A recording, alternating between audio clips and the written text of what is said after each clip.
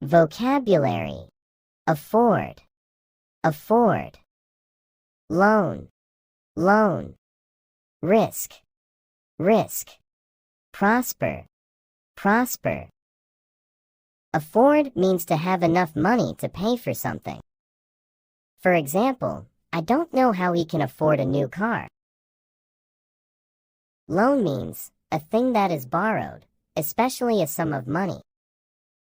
For example, her parents helped her out with a £500 loan. Risk means the possibility of something bad happening. For example, there's a high risk of another accident happening in this fog. Prosper means that a person or a business becomes successful, especially financially. For example, the family business prospered thanks to everyone's hard work. Thank you for watching this video. Don't forget to subscribe on TikTok and YouTube. Please check the bio on TikTok for more.